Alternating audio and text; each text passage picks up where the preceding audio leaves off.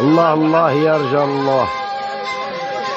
الصلاة والسلام على زين الزين محمد حبيب دخالي.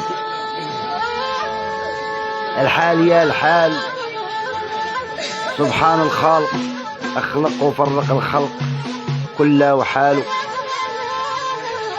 نرعى سر الشوف بسر الصافي، نغسل دخالي، نشطح ما بين النفس والروح، نغيب نسيح نتبع سر الوالي. الساكن ميزان سياق هواي شر النق، والحال سر مكنون من اسرار الغنق. انا بحمى الله وفي عتبة جواد النوبة، انصب دواخلي يبرى حالي.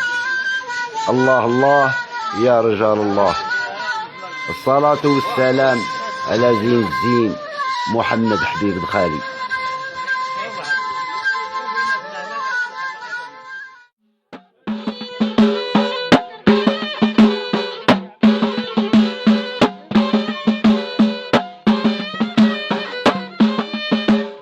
بهذه الصور الشعرية وجدت نفسي في قدسية المكان، وأمام هذا المشهد المألوف وجدت نفسي حائرا بين الباطن والظاهر، بين المعتقد ومخيال المتخيل الشفاهي الشعبي.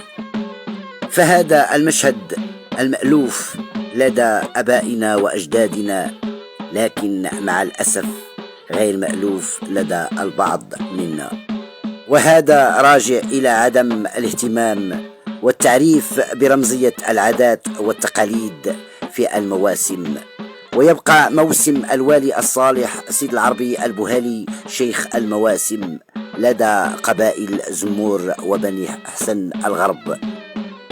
نظرا لضيق الوقت وبعجالة، جل قبائل زمور وجل قبائل بني حسن الغرب يضربون الموعد في الولي الصالح، والتاريخ المعتمد كان دائما هو 10 في شهر 10 من كل سنة.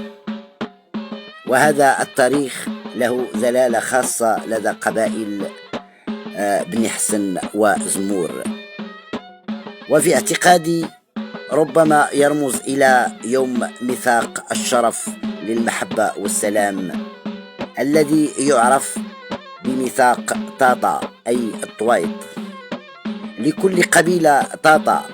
وهذا الميثاق العرفي فيه عدة بنود عرفية متوارثة عبر الأجيال، ودفينة في عمق هويتنا الزمورية الحسناوية. موسم سيد العربي موسم الكرامات الخفية، موسم البركة والتبرك من خير البرية، موسم الفقهاء ومجاديب الحال، وهذا متواتر عبر أجيال. باختصار شديد نبدأ تعريفية بالوالي الصالح سيد العربي البوهالي.